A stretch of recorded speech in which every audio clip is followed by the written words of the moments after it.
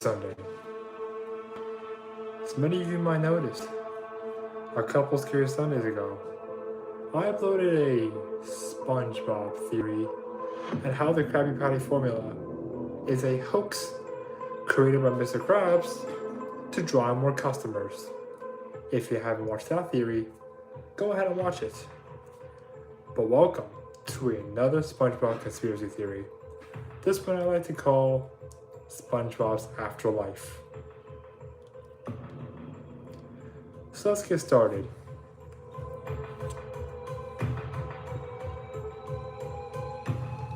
So, my belief, SpongeBob is a reincarnation soul of a man who died during the nuclear testing at Bikini Atoll, which, if you guys didn't know, was the original setting for the Bikini Bottoms. The real-world site where it showed a setting of getting its name. SpongeBob's identity has been stripped, his memories scattered, his consciousness shattered, leaving him trapped in a bright, looping, cartoonish shell. And the show is just not just a comedy, it's a retelling of the soul that tragically got punished for something he did while he was alive. Every major episode that bends time, identity, or reality is just a glitch of his reincarnation, is where his past trauma leaks into the false world. Evidence number 1. SpongeBob location, a real nuclear grave. Bikini Bottom is located beneath Bikini Atoll, a real site of the Cold Wars where nuclear bombs was tested between 1946 and 1985. 23 atomic bombs were detonated in that area. Many islanders were displaced, and environmental destruction was catastrophic. The show takes place under sea where a nuclear bomb was dropped, suggesting that SpongeBob, of all Bikini Bottom, may have been mutated after images of a ghost or nuclear past.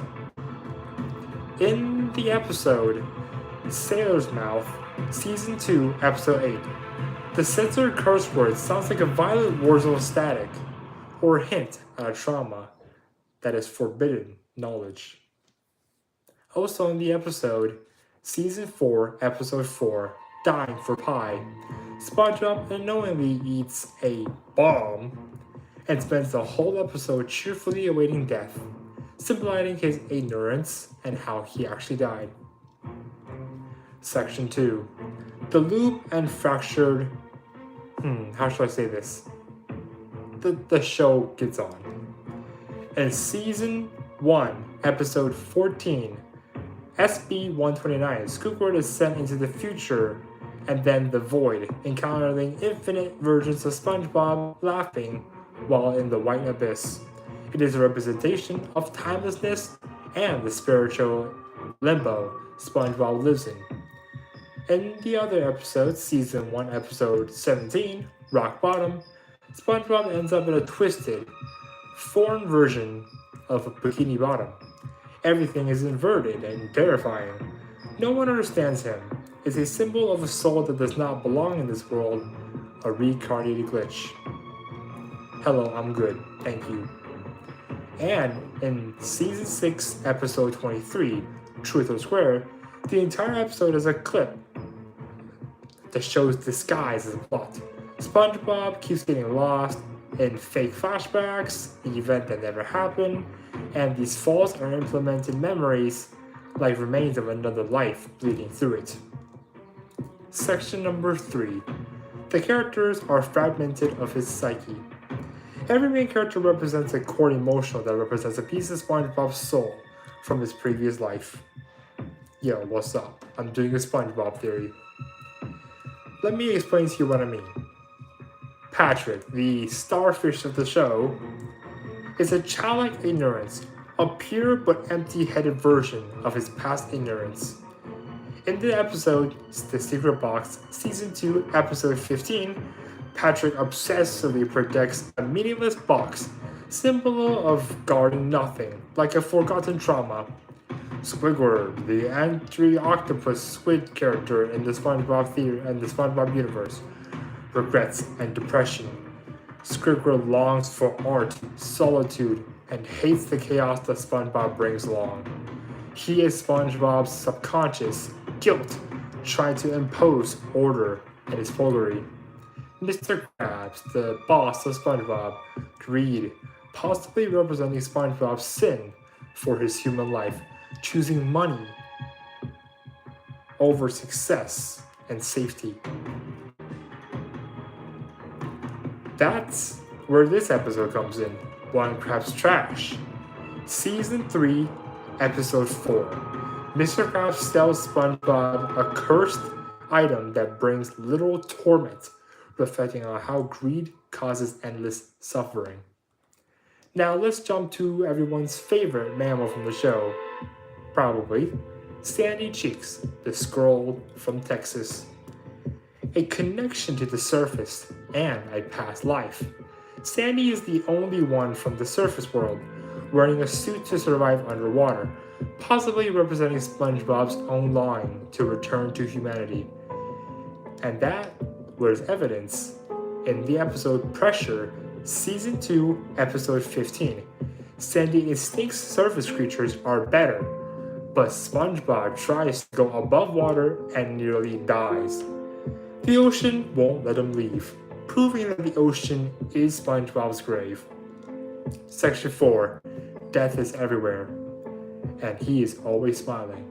Have you ever noticed that SpongeBob constantly faces death? But it never seems to fear him. It's not bravery. It's detachment. He knows he's already dead, or worse, undead. Again, in Season 2, Episode 4, Dying for Pie, SpongeBob believes he has eaten a bomb and cheerfully spends the rest of the day ready to die, completely unaware and uncaring. And also in Season 2, Episode 16, Graveyard Shift, SpongeBob sees a hash-sling slasher, a metaphor for death, coming back, but he plays it off with a laugh because he's already there, knowing that he's dead. Let's move on to Section 5. The secret formula is his purpose, but it's empty. The Krabby Patty secret formula, like my last theory, has always been chased, but never revealed, because it doesn't exist. It's all just a false sense of purpose, keeping SpongeBob SquarePants going in a loop. In Season 3, Episode 20, Plankton's Army, and the Season 3, Episode 1, The Algae is Always Greener, multiple episodes shows the attempt to steal the formula, but it's never truly exposed. It's either just gibberish, a distraction, or it's nothing at all. Now let me provide my final evidence to this conspiracy theory. He asked for this. The loop is what he wanted.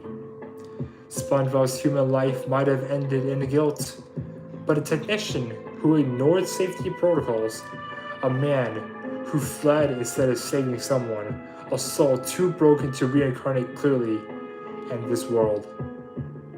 His prison, but he smiles, laughs, and pretends everything is okay, but he doesn't confront the truth.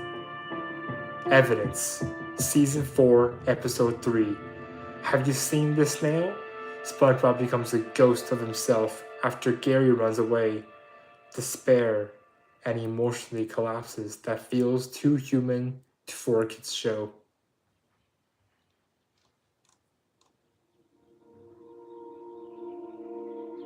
Also, one more.